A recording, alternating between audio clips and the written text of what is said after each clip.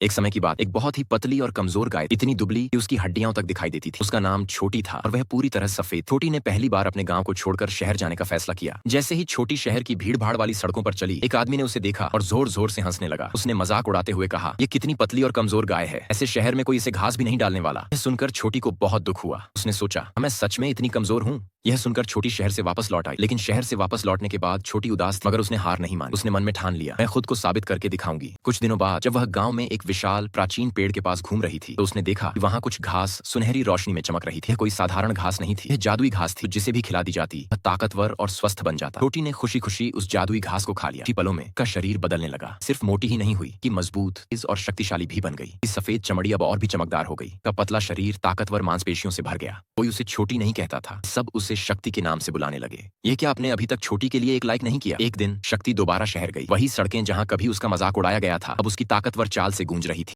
वही आदमी जिसने कभी उसका मजाक उड़ाया था, उसे फिर से देखता है, लेकिन इस बार उसकी आंखें आश्चर्य से फटी रह जाती हैं। व्यक्ति ने मुस्कुराकर उसकी ओर देखा, शान से आगे बढ़ गई। आदमी हक्का बक्का खड़ा रह गया। समझ में नहीं आ रहा था कि यह चमत्कारी बदलाव कैसे हुआ। यानी कि सीख, इंसान पर विश्वास रखे और मेहनत करे, किसी भी मुश्किल को पार कर सकता है।